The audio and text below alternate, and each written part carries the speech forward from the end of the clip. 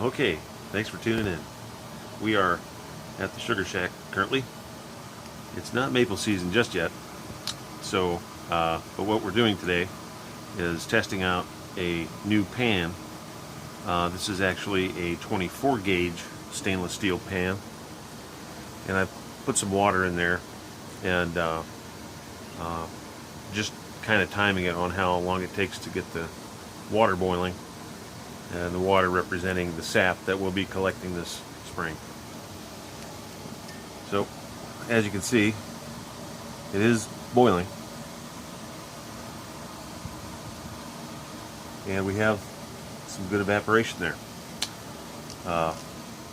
Quick tour of the Sugar Shack if you haven't seen it.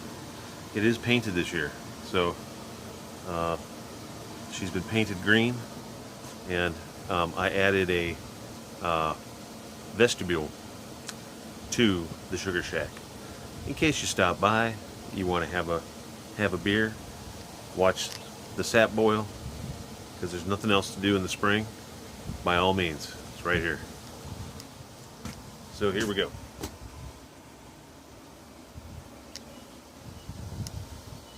That's it. That is it. So another view would be this here. This is the door that goes on the front of that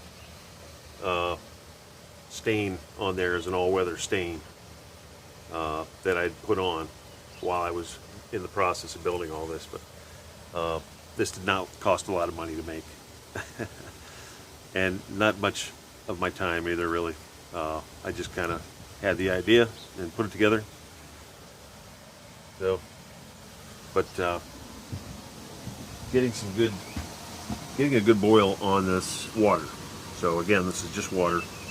I don't have any taps out yet, nothing like that. So, although it is kind of a warm day today, consider, for January, I think last I checked it was 38 degrees, which that's great. I'll take that year round, really. But that is it, and that's our view out the Sugar Shack when boiling season starts. And it's nice to see the deer and everything out there while you're boiling. But getting back to the pans, if you're doing this at home, you're going to have a couple options if you're going to use the hotel buffet pans. There's 22 gauge, there may be some 20 gauge out there, and this is 24 gauge. As you can see, the reason for the Sugar Shack is really just to keep the wind off the burners.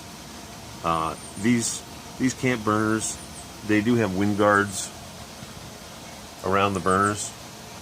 As you can see, that circle, whatever, that helps keep the wind off, but it doesn't eliminate the wind. So you want that burner to come straight up on the bottom of that pan, and you don't want to lose that heat. And that's why I built this. It's just 4 by 4, enough to fit the burners in there. And I put the roof on because in February and March, when the weather is kicking, it's nice to have a place to boil without getting snowed on or rained on, and nothing gets into your sap as you boil it. So that's the reason. As you can see, I do have a light, and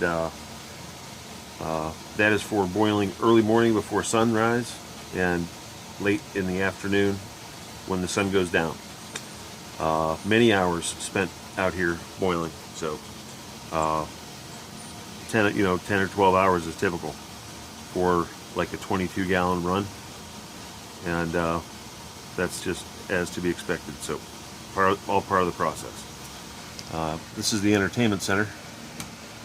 That's where I put the cell phone and put the music on or watch a movie, and I usually just sit right here on my stool and just enjoy the day, and just tending to the sap and everything too. So that's a big part of it.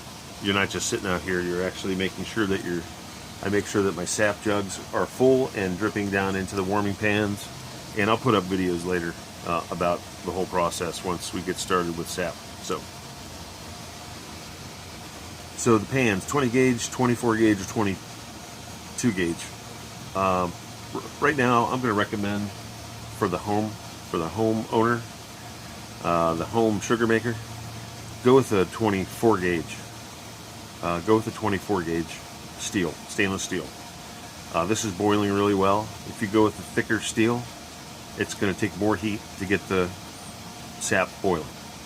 So 24 gauge, full-size hotel pan and a camp stove, and you're boiling maple sap, and you're good to go. Okay, thanks for tuning in. Gonna get back to this, and yeah, all right. Thumbs up, giddy up. Thumbs up, giddy up.